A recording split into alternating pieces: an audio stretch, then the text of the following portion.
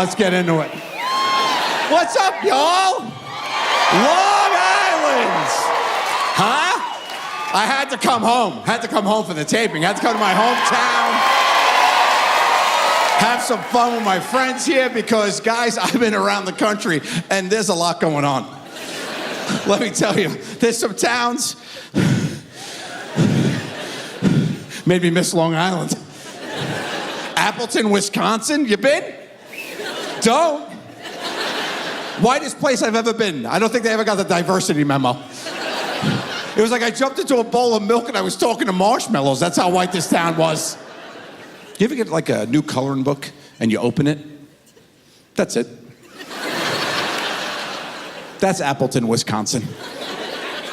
And I'm getting older, you know. You notice more stuff annoys you when you get older, you know. I'm 47 now. Yes, thank you, I made it.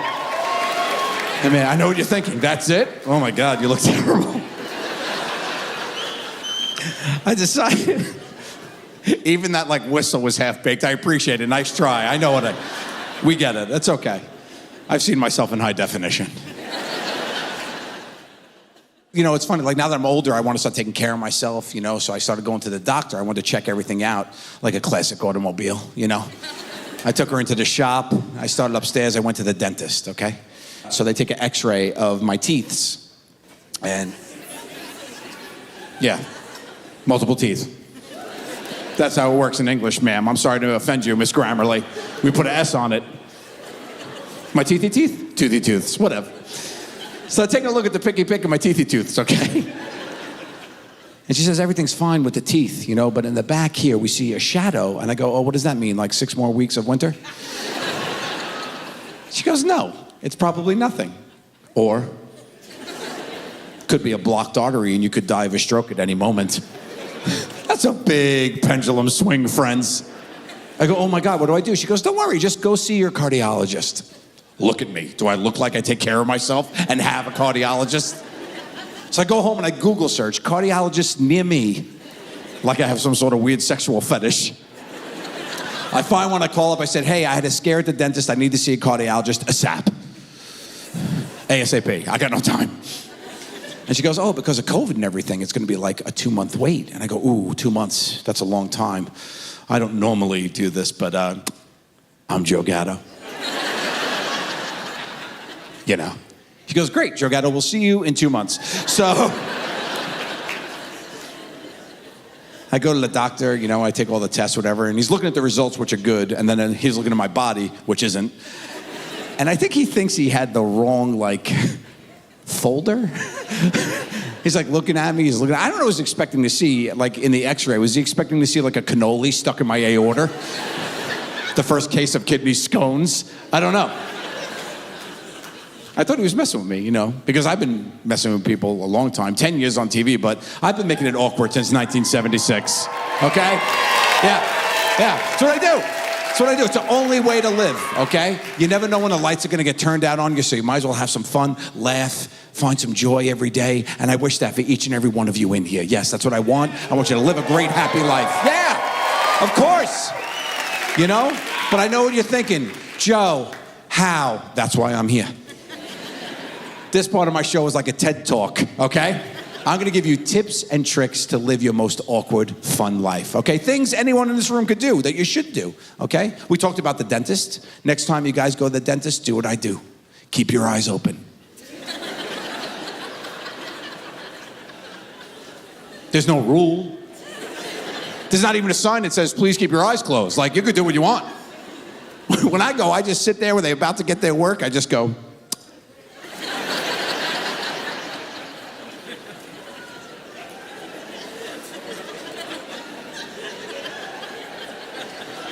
that shit gets weird real quick.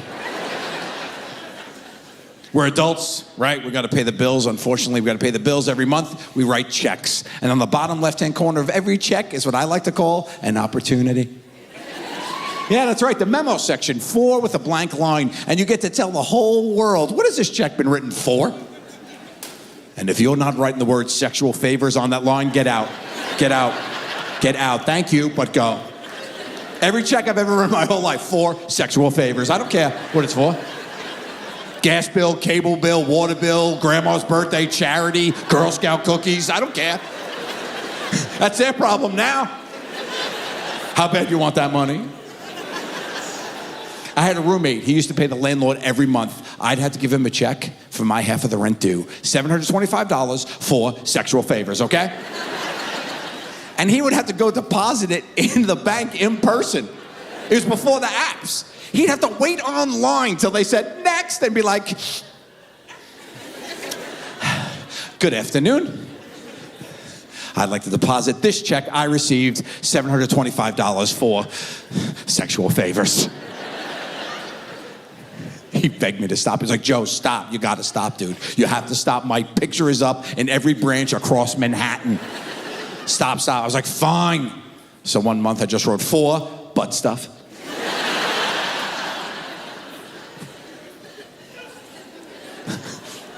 The teller would be like, that's not a bad side hustle, pal. Good work. Keep it up. Elevators, right? Little boxes of awkwardness. We travel up and down with strangers. My playground. If I'm on the inside, I stand right up against the closed doors. And when they open, I go, yay, you made it. We're going to be best friends. We're going to be best friends. Where you going? They're taking the stairs. Flip it and reverse it, right? Missy Elliott, that shit. You're about to get on the elevator, be wrapping up a fake phone call, okay? You get on, you're like, hey, yeah, no, I'm getting on the elevator, so I might lose you, but don't worry. When I get home, it's freaky deaky time. Ooh, ooh. Yeah, okay. All right. Bye, Mom.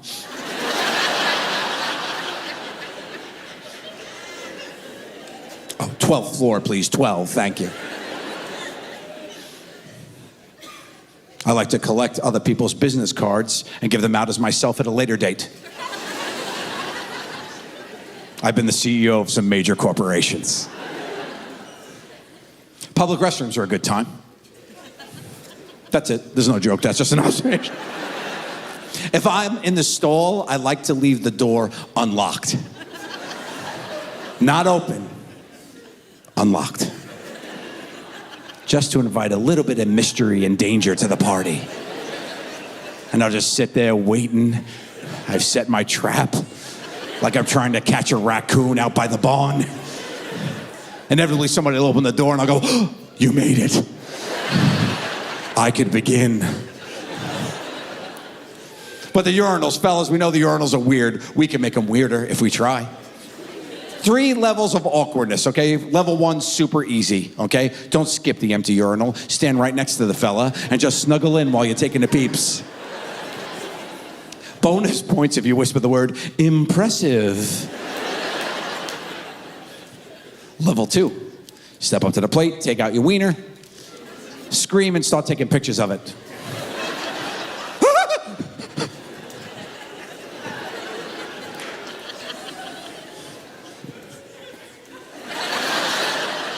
Level 3, the Joe Gatto level of awkwardness, the master class, if you will. You're gonna step up to that urinal, just go ahead and use that bad boy backwards.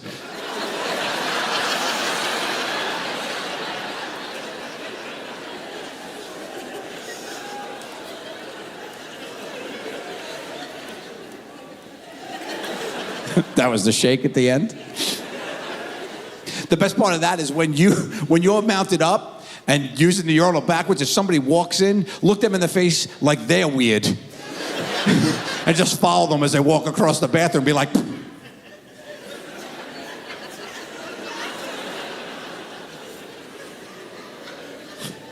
that guy, right? Impressive. Oh, I love messing with people. It's always so much fun. I don't even know why I'm like this, to be honest. I can't blame drugs. A little bit of backstory for you. I never tried a drug, a cigarette, or even been drunk in my life. And I know what you're thinking. How the hell did this happen?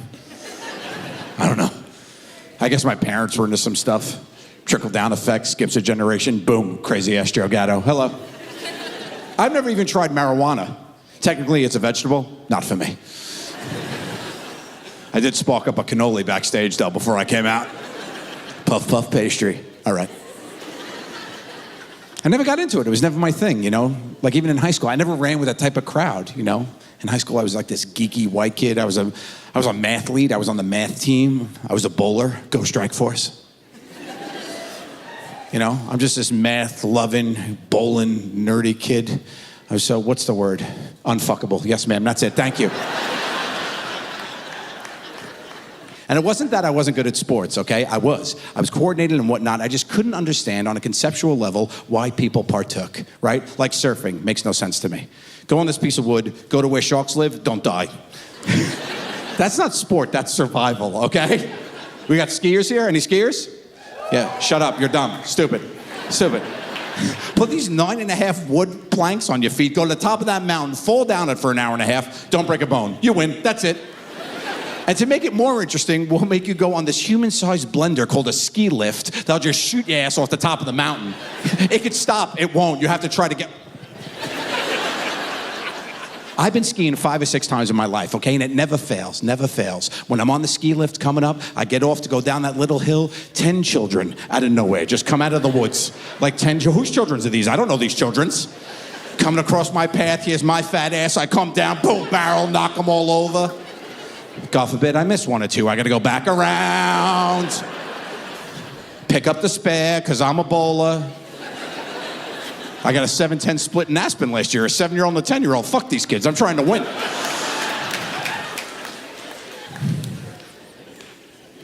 I don't really have a body built for sport. It's built more for pastry. That's why all my dogs are named after Italian pasta dishes and desserts. That's what makes sense for me. You know what I'm saying? Yeah, all my dogs. Gatto, Pups, and Friends, my rescue. I got so many dogs, you know? It wouldn't make sense if my dogs were named any other way. Like, if my dogs were named after exercise routines, it's off-brand. I can't be like, yeah, these are my dogs. Push-ups, sit-ups, treadmill. No. I got cannoli, biscotti, spumoni, tartufo, tiramisu. Yeah. Linguine, ravioli, the brother and sister fettuccine Alfredo.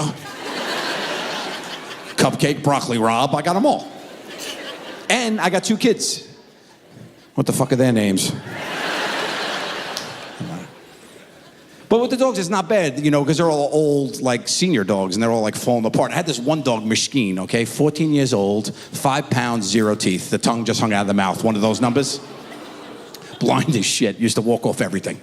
Chairs, stairs, beds. Whoop. It was like a stunt dog. He was the Tom Cruise of Bajan Frises. I'm outside the house. I have an in-the-ground pool. One day, here comes Mishkeen. Whoop, splash into the water. And I'm thinking what we're all thinking. It'll swim. It's a dog. They have a swim named specifically for them, the doggy paddle, right? All dogs know how to swim like all chickens know how to dance. Mishkeen hits the water, starts doing this half-assed, one-armed. Starts spinning in a circle and sinking into the abyss. Down to the bottom, I jump in fully clothed. I can't have this dog die on my watch. I'm the dog father. Pick him up, hold him high, like he's Simba from The Lion King. I'm drying him off. I'm looking at his blind little peepers. And that's when I realize what's happened here is I have foiled a suicide attempt. He's looking at me like, why, Joseph? 14 years, bro, come on, what more could you want from me? Yeah, love my dogs. They're fun. It's been fun to be able to hang out with them at the house, you know, them, spend some time with the kids, which is always fun too. And with the kids, I like to show them like stuff that I liked growing up. Like one of my favorite things is Looney Tunes. We watched Looney Tunes together, but they hadn't seen a lot of Disney. And seen a lot of classic Disney, so I decided to show them Cinderella, you know? And if you know the story of Cinderella, it's basically a hostage situation. This girl's stuck in the basement, forced to play with rodents, do chores. It's like an animated version of the movie Taken. If Liam Neeson had no skills, this is what happens to the lady. This is it. She's stuck in a basement, you know, she's got to do what she's got to do. But the prince of the land is throwing this big party, right? The prince is having this big party, he's throwing this big ball, okay? Oh, side note, my favorite Cinderella joke. What did Cinderella say when she got to the ball? Huh. Yep, good. Tell a friend. So she hates her life, but she wants to go to this party, but she doesn't have what she needs. So she wishes upon a star, and a fairy godmother comes down and gets her bibbidi-bobbidi-boo on. She's like, I got you, girlfriend. What do you need? You need a ride? Give me that pumpkin. Carriage. How are we going to move this thing? Miceys? Boom. Horsies. Ooh, you look terrible. You look terrible. You can't wear that. Come here. Limited edition Disney and Gabbana gown. Complete with glass slippers. Okay, you're going to go to that party. You're going to have a good time. All right? You're going to have lots of fun, but you ain't no hoe. I can't have you being a trick and thotting around the whole kingdom. You're on a curfew, bitch. You got to be home by midnight, okay? It's all over at midnight. At midnight, everything goes back to the way it was. Be back by midnight. Cinderella says, okay, goes to the ball, has a great time, right? Falls in love with the prince. The clock strikes 12, she ghosts his ass, she's gone. And the only thing she leaves behind is a single glass slipper. And that's all the prince has to identify the woman of his dreams. So he picks it up and decrees, whoever fits this glass slipper will be my queen, and I will love until the day I die. And for me, that's where the major plot hole exists. Because you're telling me in all of the land with all of these beautiful women, there's only one who wears a size 8.5? Sorry, Walt, I ain't buying it, okay? I'm watching with my 7-year-old daughter, 5-year-old son, okay? It's over, my daughter loves it. Singing, dancing, leaves the room. My son watching the end credits, arms crossed. Hey, Dad, I have a question. That's my boy. He's picked up on the same plot hole that has haunted his father for decades. I go, yeah, what's up, buddy? He goes, the glass slipper. Why didn't it just turn back into her regular shoe?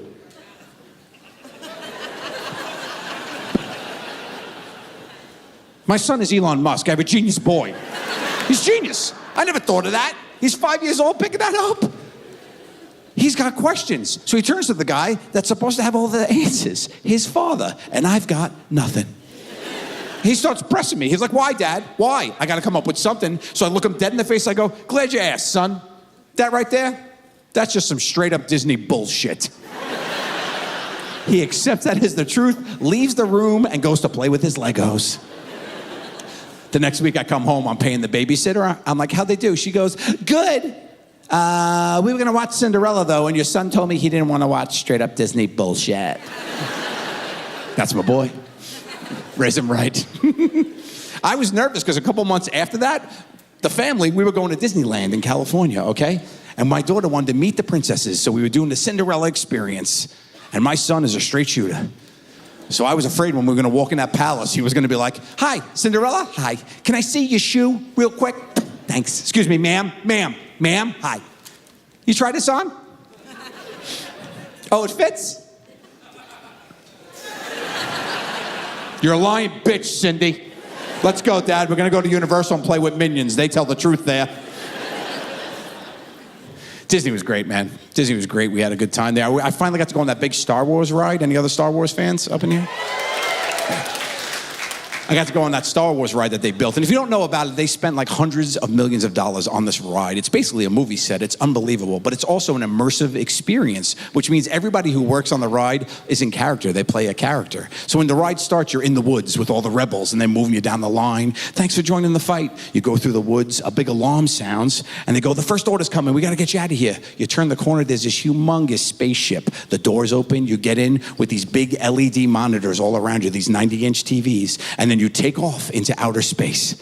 A battle begins, you get sucked onto the Death Star, and the next time the doors open, you're on the Death Star face to face with 100 animatronic human-sized stormtroopers with their guns pointed at you. And I was like, this is the coolest thing ever. Are you kidding me? This is so cool. What a cool experience for me. Not for my 5-year-old son, who's never seen a Star Wars film or been on a ride. And I think back on the day, trying to remember what was happening on the ride and recapture what was happening with my son. Because when it started, he was totally into it. He's in the woods. They're like, thanks for joining the fight. He's giving high fives. Like, thanks, dude. He was all excited. Then the alarm sounds. I'm like, come on, buddy, we got to go. The bad guys are coming. And he goes, the bad guys are coming? And then we turn the corner and we get on a spaceship. And we go into outer space, where an intergalactic battle begins. The whole thing's shaking, people are screaming. I look, my son is hugging the guardrail going, I want to go back to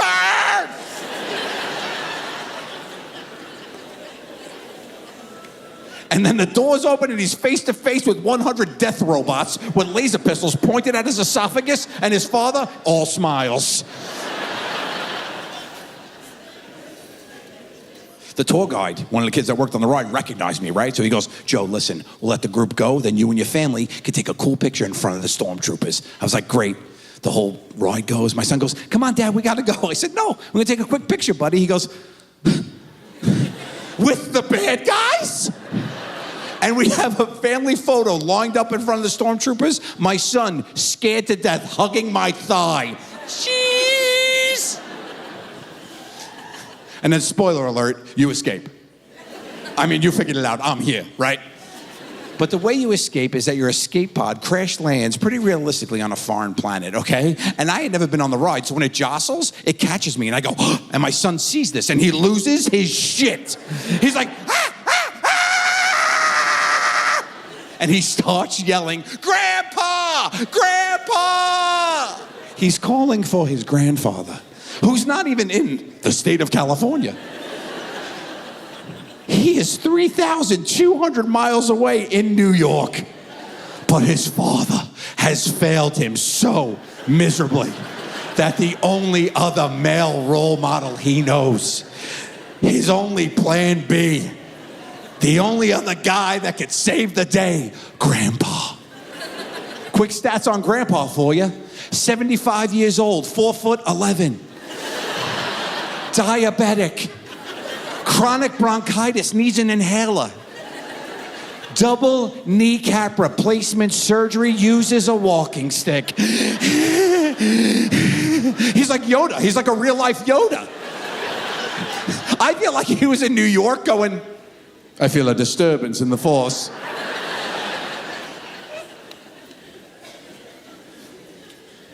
So I see my son losing his mind, and I get like snapped back to reality.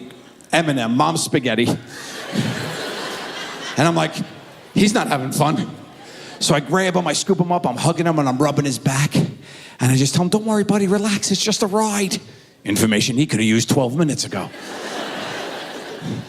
And he's doing that thing, you know when they're so, like, they're not even crying anymore, they're just so angry, they're doing that angry breathing, beat red, right? So I'm hugging him, I'm holding him. He pushes off my chest, looks at me dead in the face, goes, this is some straight up Disney bullshit.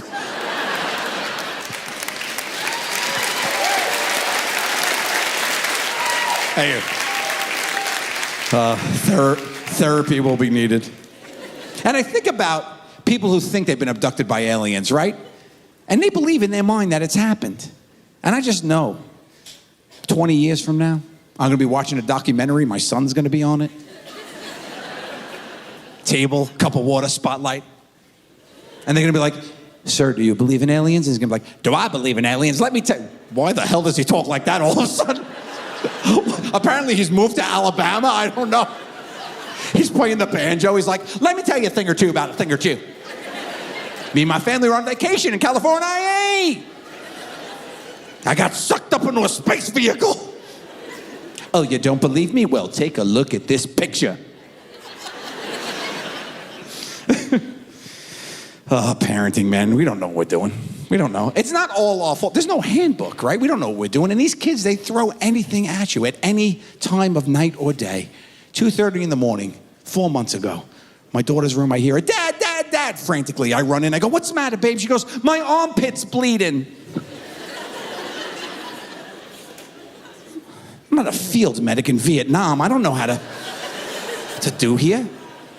I pick it up, I look, yeah, her armpit is bleeding a little blood. I'm like, what is happening? Are you possessed? What are you doing? Do we need an exorcism? I mean, the power of Christ compels you. Jesus loves you. What? The only thing I know about bleeding is you have to apply pressure. So I grab one of her stuffed animals and I throw it in her armpit and I shut it down like a wine bottle opener, like.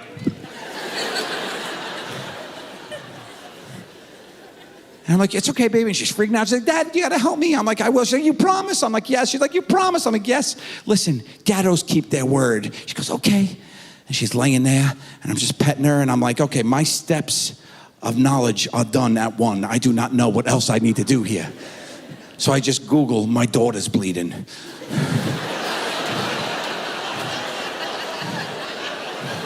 No. I got a couple of years till that happens. And I'm pretty sure that's not an armpit. So she's laying there, and I'm just calming her down. I'm like, it's okay, baby. She's like, you got me? I said, I got you. I promise. Gattos keep their word. And I'm holding her, and she's like starting to fall asleep. But in my mind, I don't know if she's falling asleep or bleeding out. And I'm like, I don't even know any resuscitation for children. Like, I don't know what to do here if, something goes wrong. So I Google search child mouth to mouth. No, Joseph. Now you know I'm on some sort of government list because Siri and Alexa, them bitches are snitching. They're talking to the federales, Put her to bed, I sneak out, I go back. I go to bed. Daddy's a hero, all right? I go back to my room. Next morning, I wake up. My wife is standing over me with a cup of coffee and the Google Home going, what were you Googling last night? Stupid technology. I hate it. Think about all the technology I have in my house. I have all these OK Googles, these little, screens. You can walk up to them and they'll show you any picture you want. And I have kids in my house, and that's too much power for them to wield. My son is 4 years old, learning about neighborhood animals. So he walks up to the Google and he goes, okay, Google, show me a picture of a chipmunk. And it shows him a chipmunk eating an acorn. Okay, Google, show me a picture of a bunny rabbit. And his bunny, carrot. Okay, Google, show me a picture of a possum. And Google decides, in its infinite wisdom, to show my son a rabid possum hanging off a lamppost. My son screams bloody murder, runs up into his bedroom. Now he's terrified of possums. His number one fear, possum, okay? At night, I'm not checking his room for monsters. I'm looking for marsupials, okay? And he knows they hang from the top. He's smart. So he's like, Dad, check the top of the closet. They hang with their tails. I'm in his closet like there's none here. Stupid Google.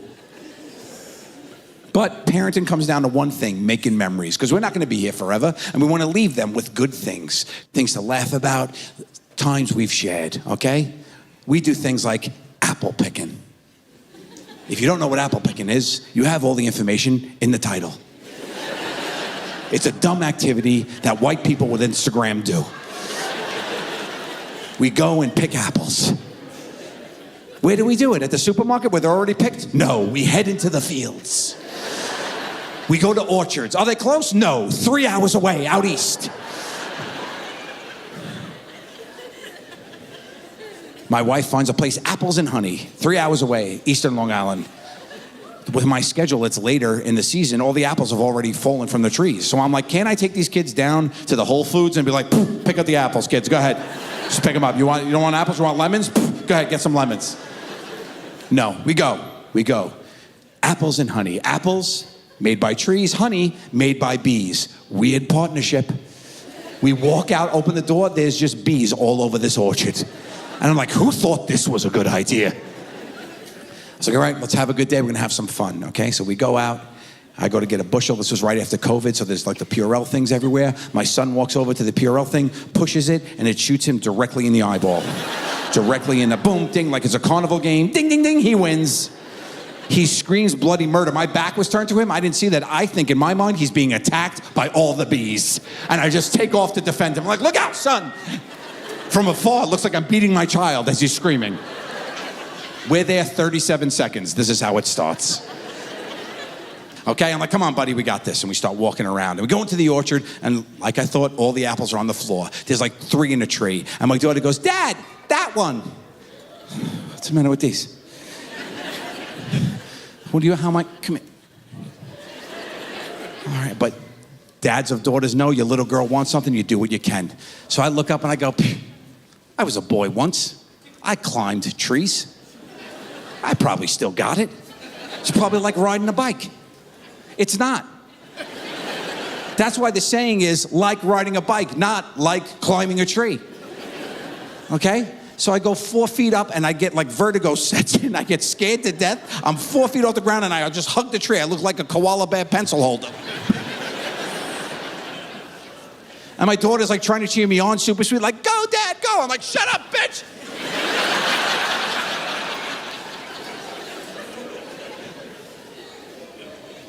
She gets all impatient. She starts exploring and picking up all the apples that are already on the floor that she could reach, right? And then she starts screaming. I'm like, oh, the bees are here. I jump down to save her. I sprain all 3 ankles. I run around the back. She found her way into a thorn bush. And I'm like, that's it. We're out of here. I peel her out. I said, come on, we're done with this place. Let's go. We start picking up apples, putting them in our pockets. And we're walking back to the car, and there's a big sign that says bakery. And my son goes, Dad, can we go in the bakery? Fuck yeah, we could go in the bakery. We're Gattos. We're built for bakeries. We're bakery pickers. And we start walking over to the bakery, looking like we just saved Private Ryan,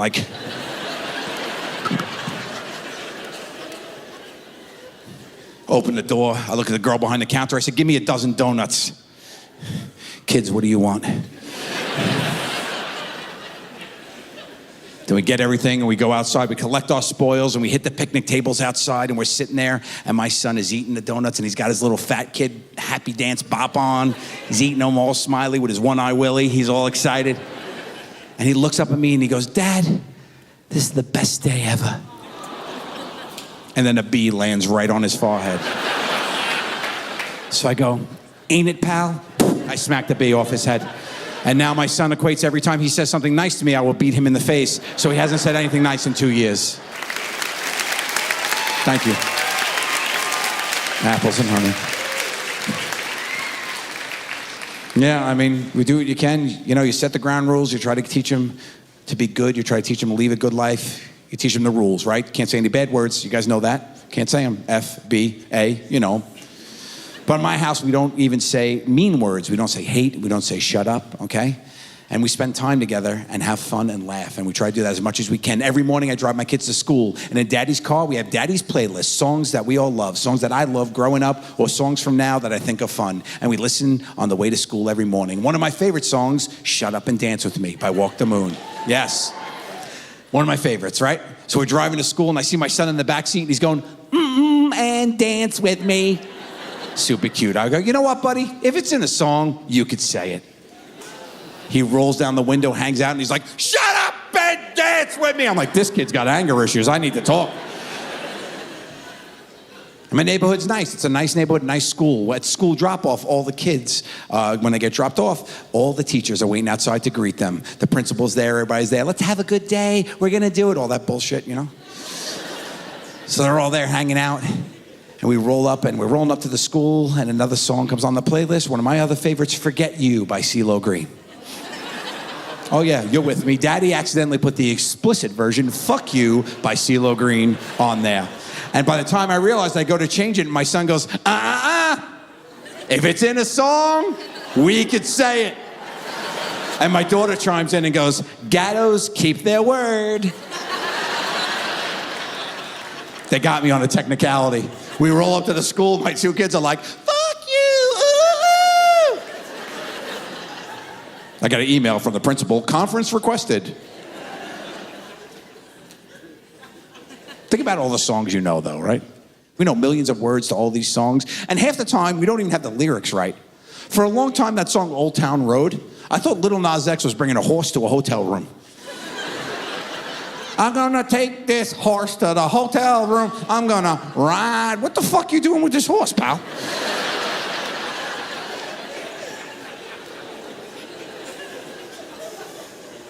And what hotel chain are you going at that the lean is so lenient with their pet policy, they allow thoroughbred?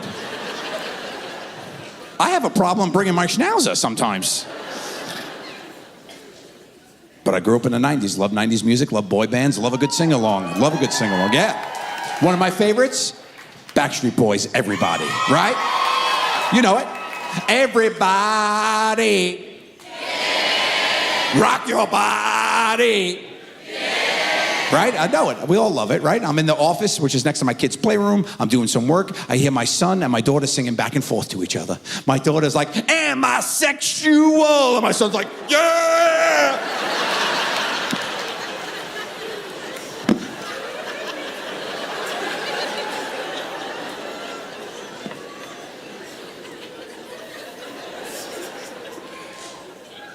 You know who listens to that song now? Nobody. Nobody in my house. Yeah. The best part about being a parent, though, is you see your kids grow up to be little versions of you, right? They try to be like you, which is so fun. I see my son, he tries to control all the dogs in the house. but he's like this big and there's 400 of them, so it doesn't work out. But people are like, your house has to be crazy with that many dogs. It's not. It's a pack mentality. They follow the house rules. Like if I open the front door to my home, the dogs know not to run out. They all just look out the open door like it's a Hallmark card. I was just sitting there, They have to learn that, of course, I had this one dog, a 55-pound rescue from the Bahamas. Her name is Strufala. She's this big, fat, cuddly, lovable. It's okay, guys. She calls me the same things. It's the first day I have her. I don't even have her like 12 hours, okay? I'll go to get a package. I don't even have shoes on. She sees the door open and goes, oh, the Bahamas must be this way. Gone. Gone. So I take off after. I start running after her. I'm like a fat kid chasing the ice cream truck, like, Strufala! Strufala! I lost a sock. I stepped on a rock. My foot's bleeding. I'm so pissed off. I'm so mad. I'm fat and furious chasing the dog down the street. And it has such a lead on me. It keeps looking back to see if I'm still with it.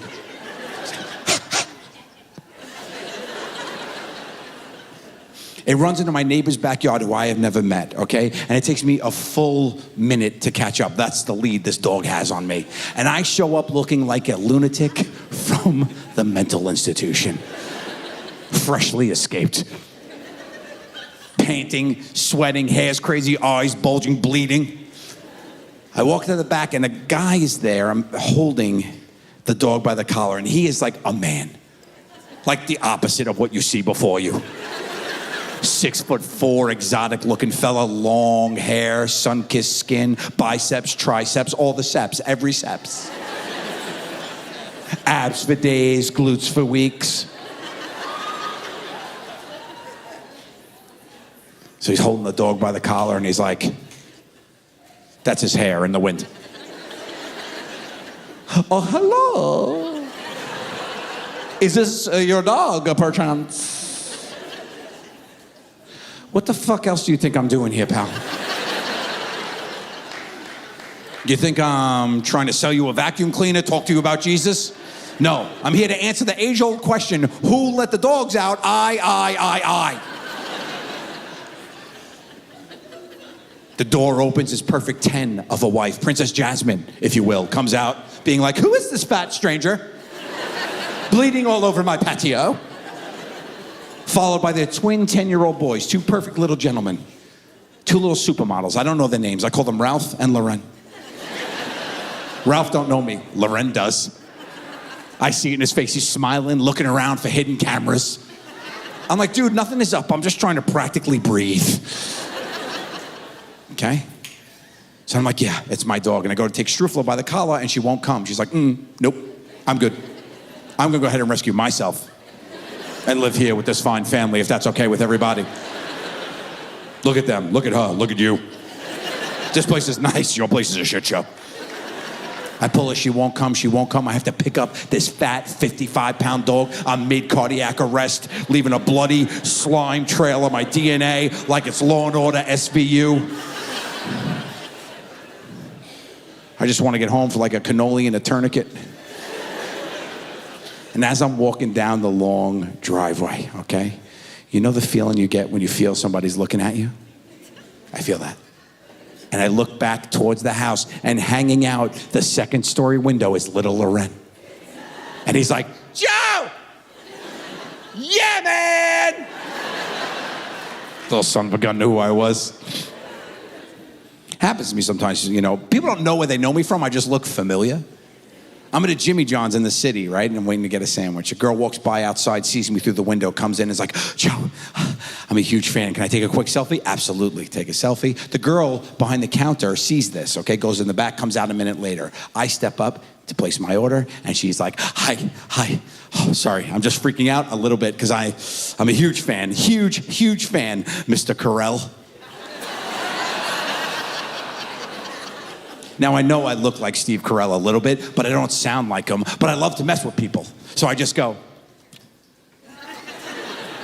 She goes, the staff is going bonkers. Do you mind taking a quick picture? She pulls me behind the counter. I get descended upon by 12 Jimmy John's employees, just giving me all the praise and accolades of my illustrious career as Steve Carell. You're the funniest. Oh, my God. The Office is the best show ever. I love Despicable Me. And I'm just sitting there keeping it up, the charade, like... We take the photo, I grab all the food, and I leave. I steal everything. That's Steve Carell's problem now. That ain't on me. Later that day on Twitter, they post, @Steve Carell loves our sandwiches, and it's the picture of me with everybody. Sometimes I think people recognize me, and they don't, and that shit gets weird. I'm in the Birmingham, Alabama mall, okay? Yeah. Like, think about the nicest mall you know, okay? With the shops, the food court, all that nice stuff. The nicest mall you know. Take it. Put it in Stranger Things in the Upside Down. That's where I was. It was the jankiest, weirdest mall ever. They weren't even real stores. They had knockoff stores. Feet Lockers. Forever 42. Abercrombie and Bitch. Not you. I'm sorry. Why'd we lock eyes? My apologies. Thank you for coming. Be kind. Love you.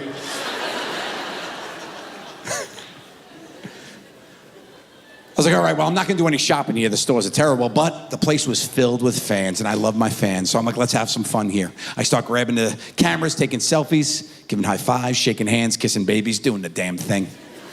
As I'm walking around, I see these 3 mid-teen boys leaning on the rail and looking at me. And I'm all caught up in the moment, having fun. But for some reason, I go, "What's up, fuckface?"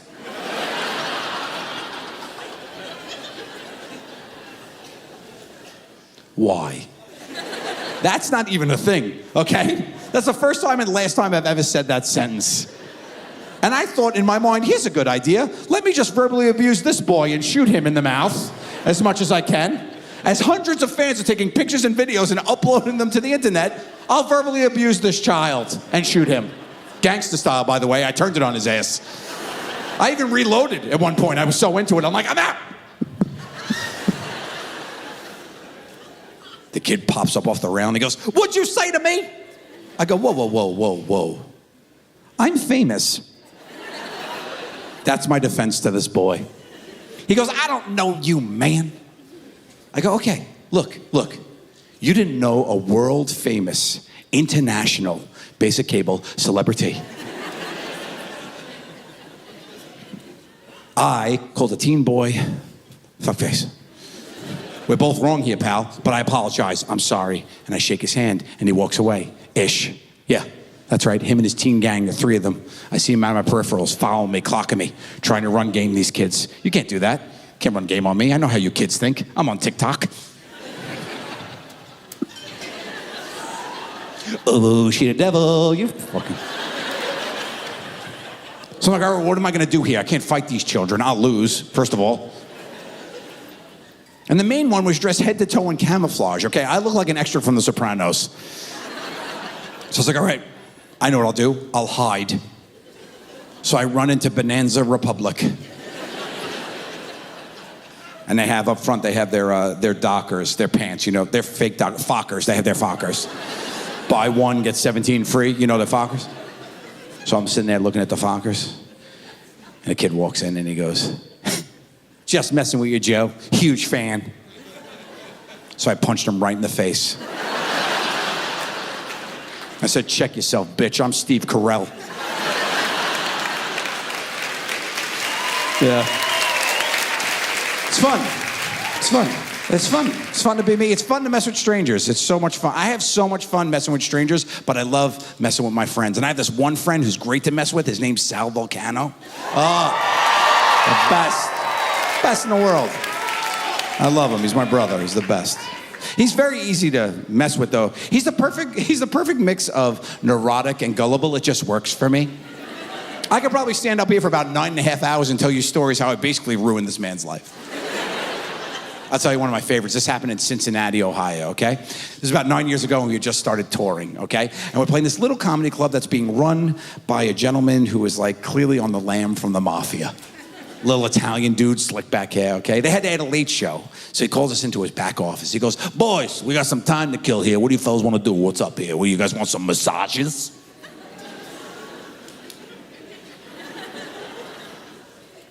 "From you?" He goes, "No, Joe, what are you, crazy? No, don't be ridiculous, no. I got some people, I call them, they come to your hotel room and they'll rub you, yeah." "Sure." Sal goes, "Oh, no, thank you. I don't know where these people's hands have been." think is happening at these massages? Sal, they're not jamming their fingers in your mouth. Unless you pay extra, right, my man? Yeah, he knows. All right, Sal, don't worry. I'll go first, and I will text you my Yelp review and let you know how it is. He says, okay, all right? So I'm going to my hotel room, and the woman who shows up is exactly the woman you are picturing when I say someone who will come to your hotel room to rub you. The woman walks in with the table, right? Not a massage table. No, it's a straight-up 6-foot white, fold-in-half Costco number, you know? Like the kids' table at Christmas, right? She opens the legs, pops them, and locks them. Goes into a bag to take out. She doesn't have the face cradle, you know, the little toilet bowl seat for your face. She has a travel neck pillow that says American Airlines on it. She puts it on the table and has the nerve to go, okay, sir, I think we are ready. Please make yourself comfortable. I'm looking at this flat surface and my capital D-shaped body.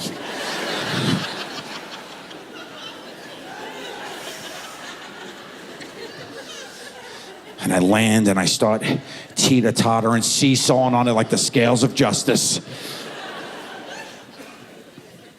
She hits play on the iPod. It starts playing some weird-ass low carnival music. Like straight up, like that. And then she covers me in a linen tablecloth. Like we're going on a picnic. I'm sitting there looking at the pieces of this puzzle and trying to solve the mystery like I'm Dora the Explorer. And I was like, you know what? This woman was probably at like a kid's birthday party with the table and everything, right? Her cell phone rang. It was the shady guy from the comedy club. And he was like, Bianca, you got to do me a favor. How good are you at rubbing people? Good. Get over to the Kimpton. Rub these guys to the best of your abilities. And she packed up. She was like, sure, back. And she went over. There I am, Kimpton, Cincinnati, room 612, getting rubbed by a stranger. The iPod dies dead. Now it's dead quiet in the room, okay? And this is odd even for me, and y'all know I've seen some shit. A couple minutes go by, she starts doing this. And that's when I realized what she's trying to do is cover up the sound of the farts coming out her butthole, y'all. Yeah. The iPod's dead, but the ass pod is on shuffle, and it's playing all the bangers of the 80s, 90s, and today. But the problem is her volume and frequency are completely off, so I'm just getting crop dusted in a cacophony of fart sounds and throat clearings. I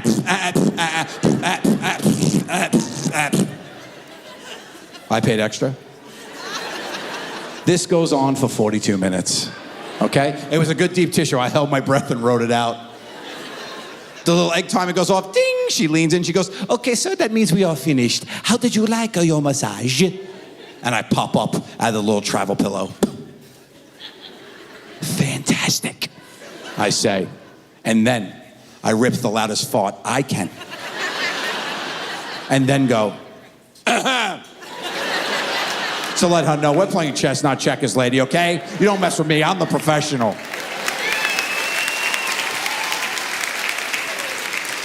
I jump up off the table, she starts cleaning up, I grab my cell phone, text my boy Sal. Sal, best massage ever, buddy. 5 stars, Jesus Christ hands emojis. And then I go back to the little comedy club and I go in the green room and I wait for my boy Sal to show up. And oh, does he show up, friends. He kicks that door open like he's a SWAT team leader. He's like, you never believe what the fuck just happened to me over at the hotel?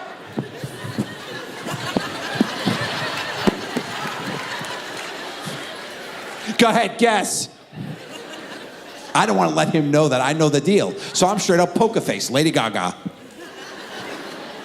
Pray tell, what happened, friend? And he goes, well, the 45-minute massage turned into a 25-minute massage because halfway through she had to stop and she took a shit in my bathroom.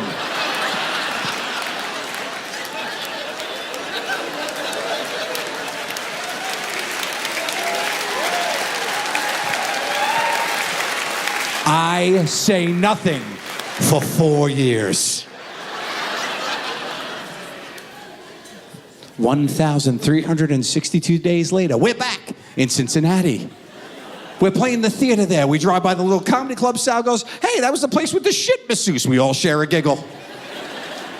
And I go, oh yeah, the one that farted. He goes, what? I go, what? What? He goes, what do you know, Joseph? I'm pinched, I gotta come clean. I go, oh, buddy. She was farting on me for 45. He goes, oh, you gave her 5 stars. They were 5-star farts, pal. I thought he was gonna fight me. That's how mad he was. I'm not a fighter, though. Thank goodness he didn't. I mean, look at me. I'm shaped more like a heavy bag. I've only been in one fight in my life, and I lost. I was 12 years old, and I got my nose broke by the teen ruffian Billy Bland in my neighborhood. I know what you're thinking. Must have been a strong kid to break this honker.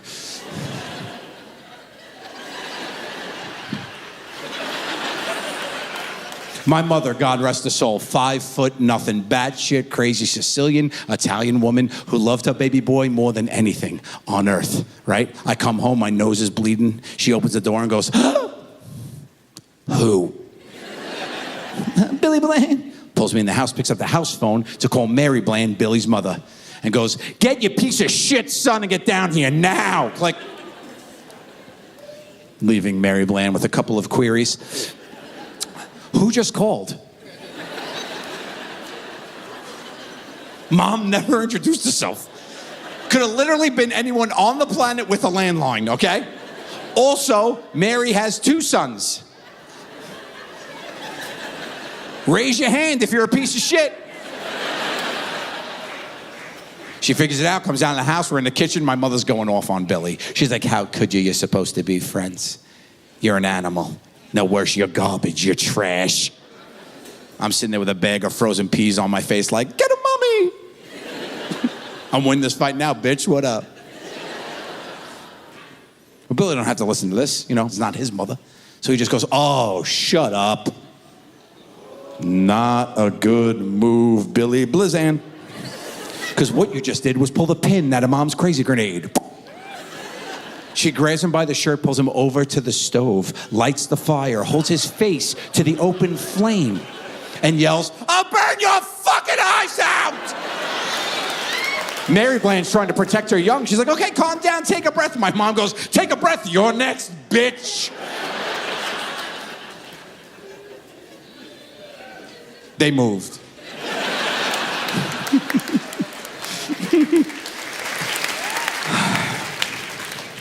Been very fortunate that I'm able to go around and bring some laughter and joy to people, especially when we need it the most. So I'm up here to remind you guys, sometimes life sucks, suck harder.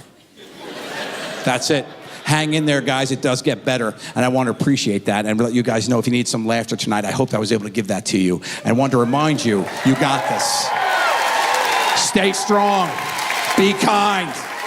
We got this, y'all. Try to find a reason to laugh every time. And these opportunities present themselves in the weirdest ways. You just have to make the most of each opportunity. Like, let's say you get a text message from someone who thought you were somebody else. And you decide to engage. This happened to me not too long ago when somebody texted me who thought I was somebody else, and I thought I would reply. And I'd love to take you guys through a quick text conversation I had with this stranger. Okay? A text message comes in from a number I don't know, and it simply says, is it okay if I wear khakis tomorrow? Khakis, America's pant. Seems like a yes or no question. Wrong. When you're messing with people, the devil's in the details. You need to speak with confidence about misinformation. So I reply, jeans will be fine as long as they're not low-rise. And they say, you sure? Nobody wears them in the office, but hey, you are the boss. That's me in the scenario. I'm the boss. I said, you got it. Where are you parking? They said, where I normally do, up by the university. Now, I need to know where I work. So I say, out of curiosity, what do you call the university? They say, BU. What else would I call it? I write back, some people call it Boston University, and that really annoys me. Ha ha. To which they reply, me too, LOL. Boom, we're in Boston. Welcome to Boston, everyone. Grab a jacket, it might be chilly. I don't know, I'm not there. But I'm the boss. So I should start doing some boss shit. So I say, any way you could get in about a half hour early tomorrow? I don't know. This is a grown adult. Texting the wrong number. Chickadee, check your digits before you wreck yourself. They say, sure, no problem. So I open Google Maps and I search for bakeries near Boston University.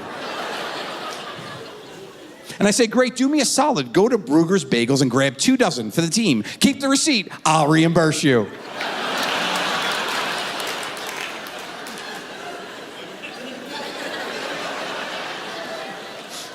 Will do. I love that place.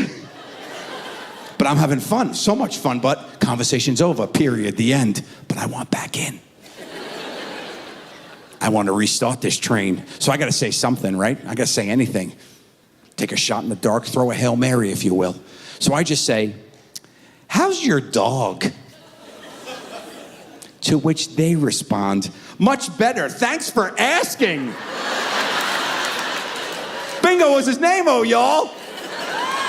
He's super attached to me now, though, after the surgery, to which I reply, oh, that's super sweet. Why don't you bring him to the office tomorrow?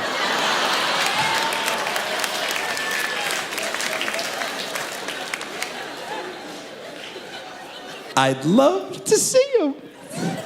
Are you sure? That would be so great. Absolutely. See you in the AM.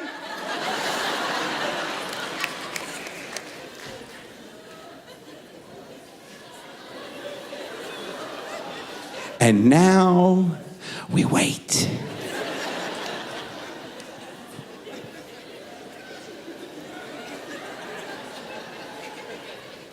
Think about what has happened here, friends. Think about the multiverse of madness I just created in Boston, Massachusetts. There was someone who is now waking up 1/2 hour early, picking out their finest denim. Going to pick up 2 dozen uninvited bagels that they're gonna be out of pocket on. They ain't getting that scuttle back. Then they're gonna walk into their place of employment with 2 dozen baked goods under one arm and a chihuahua in a full body cast named Chico de Gallo. I'm here. I did that. I can't sleep. You kidding me? I'm so excited. I got Christmas morning syndrome. You know it. You're trying to fall asleep. You're laying there looking at the lights. 1 o'clock, 2 o'clock, 3 o'clock rock. What happens? All dumb thoughts fly into your mind. All stupid thoughts flood your mind. You can't sleep. They wake you up, right? I'm laying there trying to sleep. How is it that vampires' hair always looks so good if they can't see their own reflection?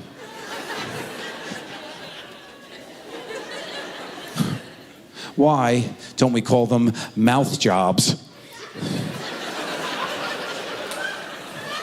And if we did, we should rename the nose job because that doesn't track. I've never seen a baby pigeon.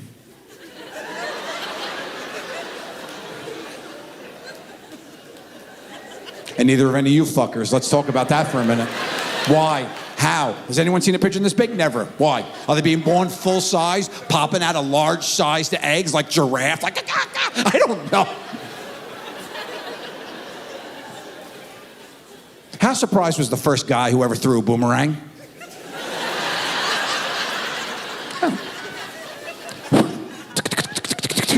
Crikey! Speaking of surprises, how surprised was the first woman who ever gave birth to a child? Unga Bajunga is sitting in her cave.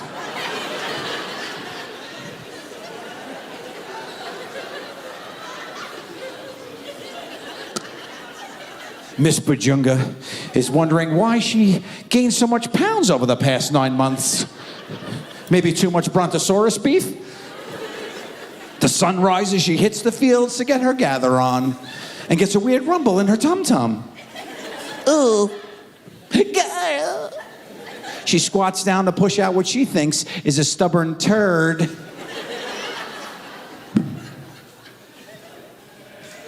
A human baby has fallen out of her.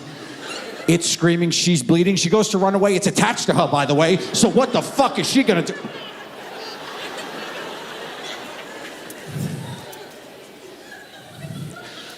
9:02 a.m. New text message comes in.